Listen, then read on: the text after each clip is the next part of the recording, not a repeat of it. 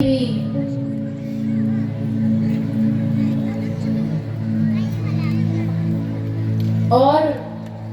भजन छूट जाए, वृंदावन आना जाना छूट जाए, कुछ भी छूट जाए जीवन में, पर बस इतना भरोसा न छूटे कि एक ना एक दिन तुम्हारी कृपा हम पर होगी। क्योंकि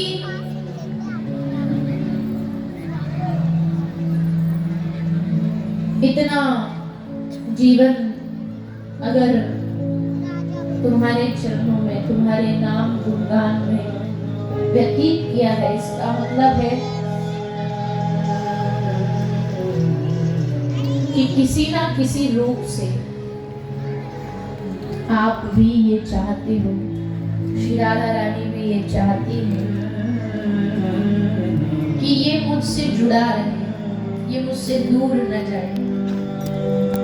कभी थोड़ा बहुत दूर हो भी जाते, भटक भी जाते, फिर कोई रसिक जन, फिर कोई साधु, फिर कोई महात्मा आके हमें दो चार मधुर मधुर भगवान की करुणा की बातें बता देता है, तो फिर ये मन सोर फिर खिंचा चला जाता है।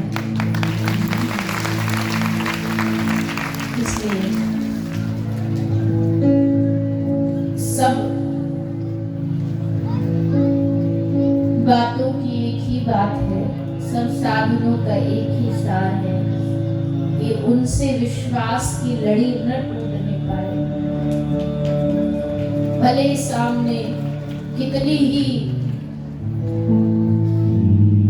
माया रूपी सर्प विषधर सांप फन फैलाए बैठा होगा, पर हम इतना तो जानते हैं माया में इतनी ताकत कहाँ है जितनी हमारे ठाकुर जी में शक्ति है।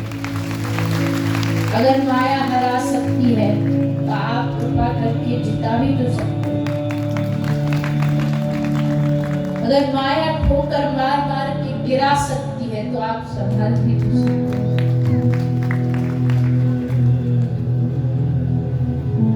हमें माया पे तो भरोसा है कि नहीं, माया हमसे नहीं छूटेगी, और भगवान पे भरोसा नहीं कि वो चाहे तो कभी भी छुड़ा सकते। तो ये सारी बातें माया तक को हराने की बातें, ये जब भगवान के भक्तजन कहते तो अपने बल से नहीं कहते, क्योंकि संसार से उबर पाना कोई खेल नहीं, आसान नहीं।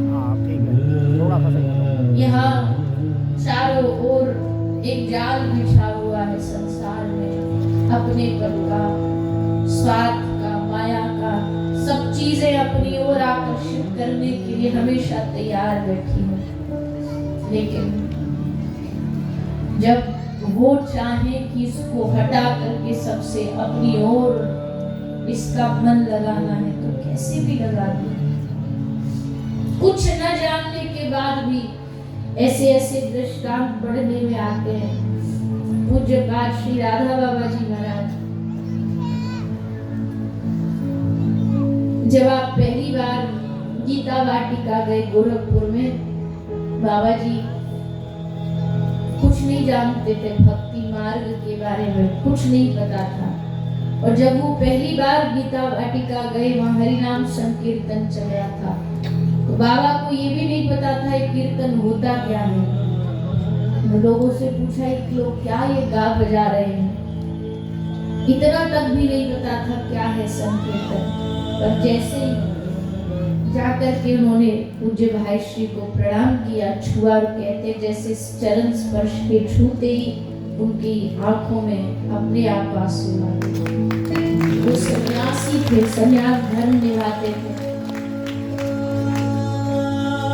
पर जैसे भक्ति आसपास आती है ना, कोई सच्चा महापुरुष होता है, सच्चे महापुरुष के दर्शन, केवल दर्शन मात्र करने से हमारे शरीर का अगर रोमांच होने लग जाए तो समझ लेना ही कोई पहुंचा हुआ साधु है, कोई पहुंचा हुआ कोई रसिक महानुभाव है। तो फिर भाई श्री की कृपा ऐसे उन्होंने राधा बाबा को छुआ, और बस धीरे धीरे धीरे बाबा में ऐसी श्री लाली जी के प्रति भक्ति बही, ऐसी बही कि आज भी उनकी वाणियों को जब कोई गाता है, उनकी वाणियों, उनके जो परिकर है, उनकी वाणियों को सुनकर के ही समझ आ जाता है कि हाँ कितना प्रेम उनका एक सखी भाव में अपनी श्री राधा रानी के प्रति था। तो बताओ, जब चाहा श्री राधा रानी ने उनको अपना बनाना, तो कुछ न जानते हुए भी, जिसको कुछ न पता हो, सारी दुनिया में सन्यास लेकर के जो घूमे फिरे और आके अटक गए श्री राधा रानी के चरणों में, तो जब उनको अपना बनाना होता है तो कोई रास्ता निकाल जाती है। तो हमें उसी भरोसे के साथ जीना, उसी विश्वास के साथ जीना कि एक दिन कृपा करके श्री ठाकुर जी, श्री राधा रानी हम पर कृपा करेंगे और इस संसार के माया जाल से बाहर निकाल करके अपने चरणों से जोड़ेंगे। क्योंकि गति इसी में है, इसलिए कहा हरि के भजन बिना नहीं है गुजारा। हरि के भजन बिना कहीं गुजारा मतलब कहीं शांति नहीं। खोजा सकल जहां में खोज लो, चारों ओर चले जाओ, किसी भी व्यक्ति विशेष के पास चले जाओ,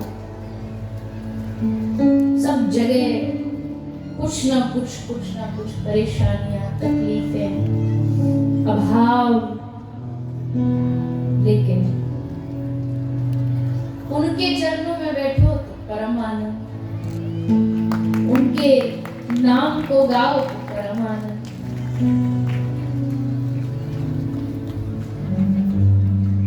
ज्यादा समय के लिए नहीं, थोड़ा समय के लिए तो सभी अनुभव करते ही होंगे कि जब थोड़ी देर बिहारी जी के सामने खड़े हो, जब थोड़ी देर राधा रानी के सामने निज महल में खड़े हो, तो उसका कितना आनंद आता है। उस समय कोई जीवन में दुख तकलीफें जो भी होंगे, आदमी उस समय थोड़ी देर के लिए भूल जाएगा। जब बैठ के भगवान का नाम स्मरण कर रहा हो तो थोड़ी देर के लिए भूल जाएगा। तो जब वो थोड़ी देर के लिए भगवान का नाम वो सब भुलवा सकता है, तो अगर निरंतर भगवान का नाम लिया जाए तो निरंतर भी भुलवाया जा सकता है दुख पीड़ा। पर हम लेते नहीं, भगवान का नाम स्मरण नहीं करते।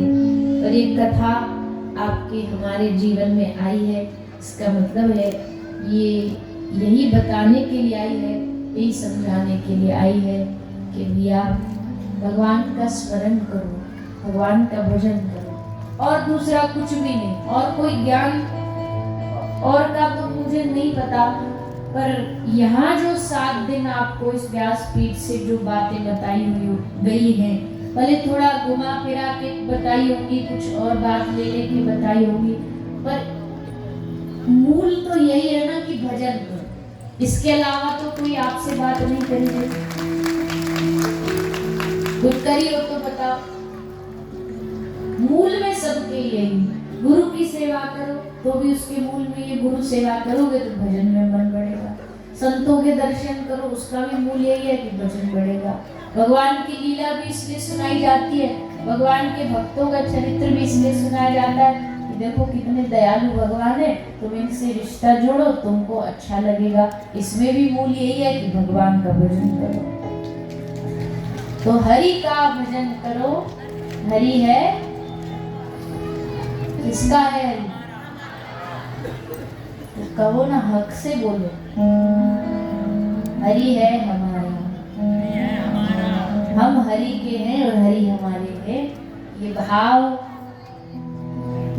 मन में आना एक नए जीवन को जन्म देता है, नया जन्म हो जाता है इंसान का। अब तक वो जिसको संसार को अपना समझ रहा था, अब जब वो समझने लग जाता है कि भगवान मेरे अपने हैं, तो उसका जीवन आनंद और परमानंद से भर जाता है। तो आज जब यहाँ से उठो, कथा के 7वें दिन, विश्राम के दिन, तो मन में इस बात को फिट करके उठना, ठोक करके मन में बिठा करके उठना, बाकी सब रिश्ते बाद में। पहला रिश्ता किससे है? हरि से, भगवान से है। बाकी रिश्ते और वो शरीर के रिश्ते हैं, मन का रिश्ता, आत्मा का रिश्ता तो केवल भगवान से है।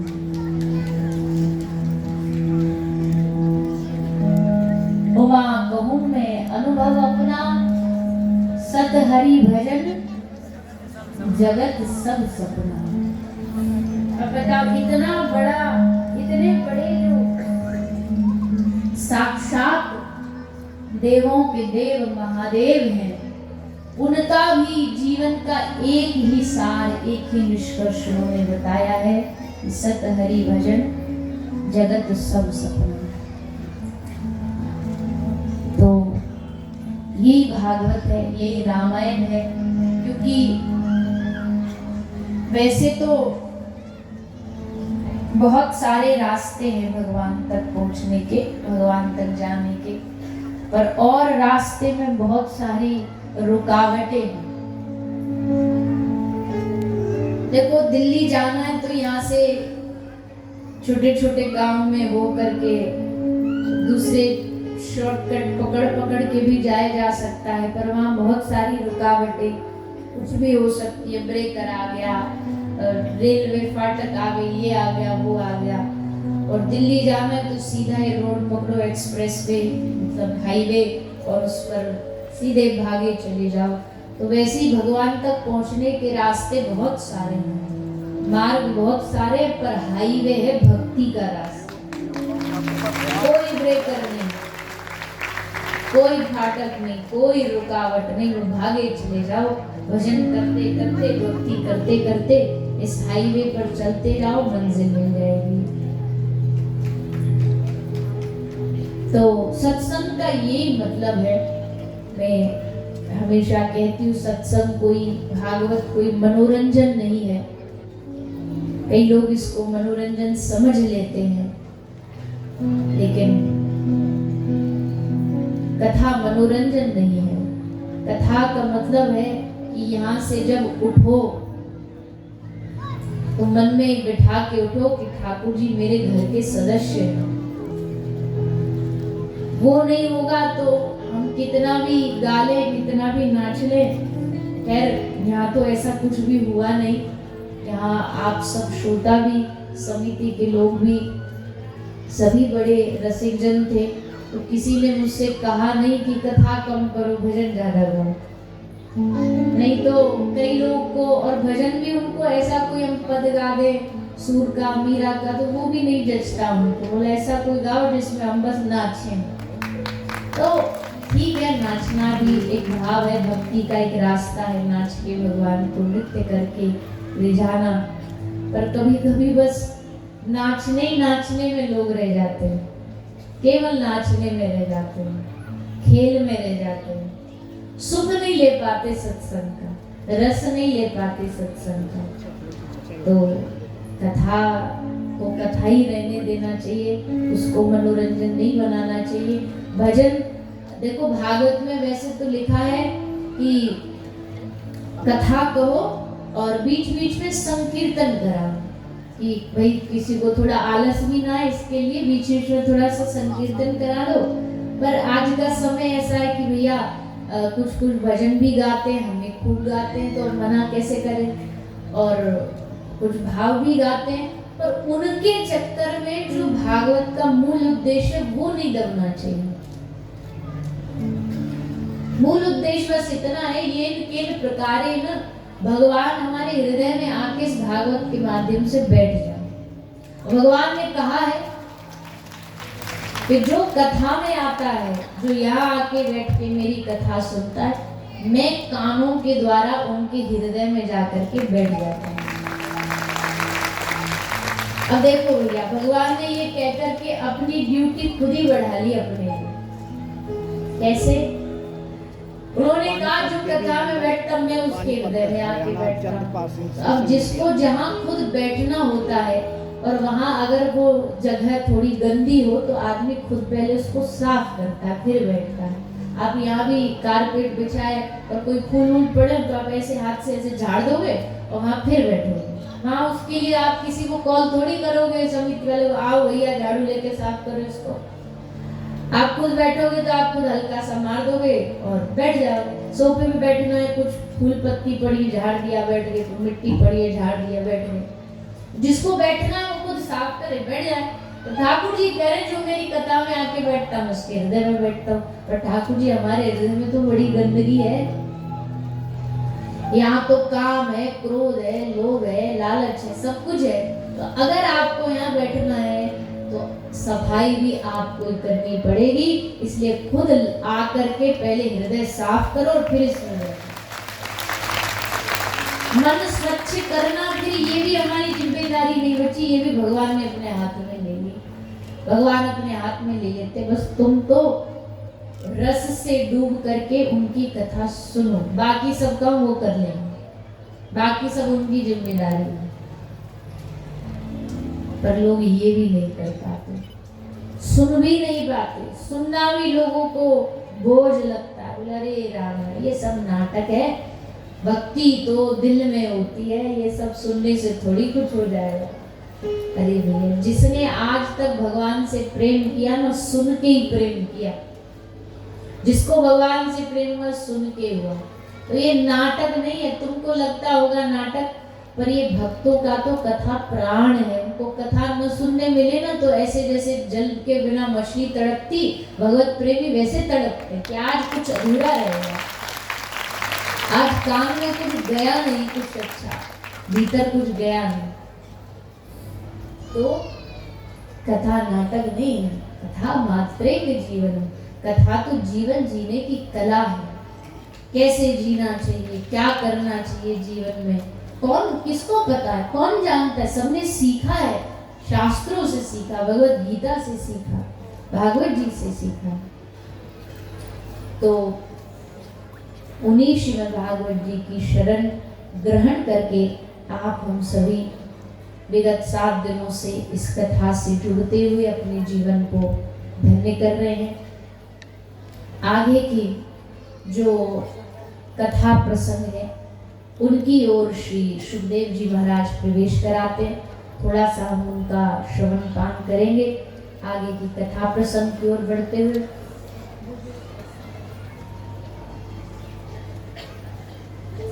भागवत जी में भगवान की द्वारिका लीला का वर्णन आता है। भगवान ने माता रुक्मणी जी के साथ विवाह किया। आप सबने कल कथा को श्रवण पान किया।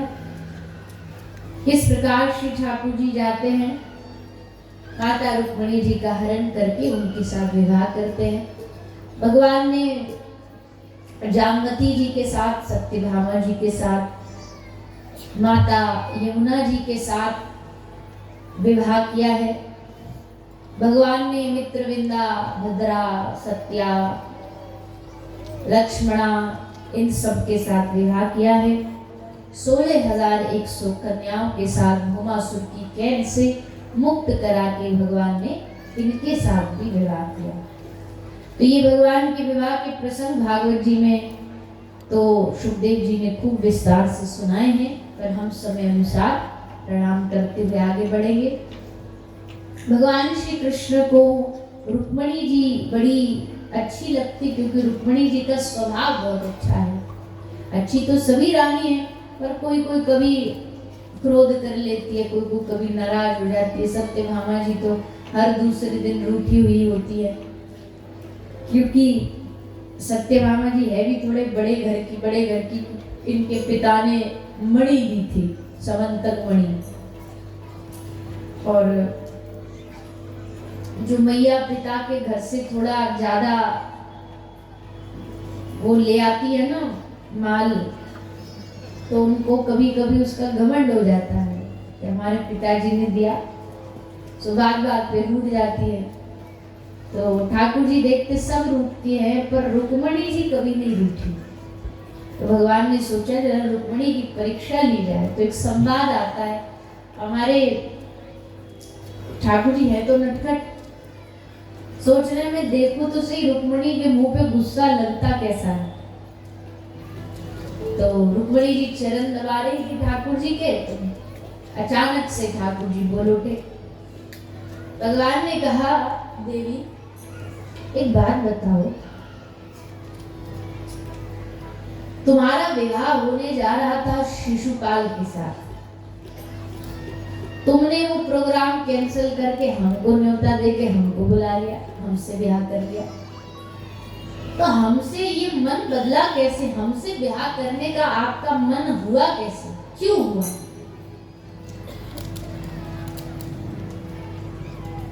तुम अगर कहती हो कि प्रभु आप तो बड़े ऊंचे कुल खानदान से आए हो, तो भगवान कहते वो भी हमारे पास कुल खानदान तो है ही नहीं। अरे खानदान का पता ही नहीं है। कोई कहता है देवकी नंदन, कोई कहता है यशोदा नंदन। अगर तुम कहते हो नहीं प्रभु आप तो सुंदर बहुत थे इसलिए हमारा मन आप पे आ गया, तो भगवान कहते सुंदर भी हम नहीं है, हम तो काले कलूके से। हमारी बचपन में हमारी मैया यही बात थे, घबरा रही किया कारे को ब्याह कौन करेगो, कारे को बहू कौन लाएगो। सुंदर भी हम नहीं है। फिर तुम कहती हो कि बहुत पराक्रमी बहुत बलशाली हो इसलिए ब्याह कर लिया, तो वो भी हम नहीं है, हमारा तो नाम ही है रंज को छोड़ के भाग गए। और चलो तुम में वो गुण नहीं है, तुम ये कहती हो कि भाई तुमको भजने वाले जो संत महात्मा है वो बड़े रईस खानदान के होते हैं, आपको चाहने वाले बड़े ऊंचे पैसे वाले धनाढ्य राजा महाराजा होते, वो भी नहीं। हमको भजने वाले तो एकदम बेचारे बाबा जी जो जिनको ना खाने का पता ना कुटिया रहने का घर पता, मांग मांग के खाने वाले लोग झांझ मजीरा लेके हमारा भजन करते।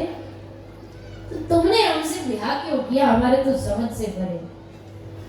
रुक्मणी जी चुपचाप सब सुनती जा रही हैं, कुछ बोल नहीं रही। ठाकुर जी बोले हम तो सोच रहे थे गुस्सा करेंगी, पर ये तो सेम टू सेम। तो भगवान ने फिर क्या कहा? भगवान ने कहा कि चलो कोई बात नहीं, कभी कभी जल्दबाजी में गड़बड़ में गलत डिसीजन आदमी ले लेता है, निर्णय कई बार गलत हो जाता है, पर अभी भी देर नहीं हुई है। अभी भी चाहो तो शिशुपाल तैयार बैठा है, वही माला मंडप की दे दी है। अब बताओ ठाकुर जी रुक्मणी जी से कब कह रहे हैं, जब पोता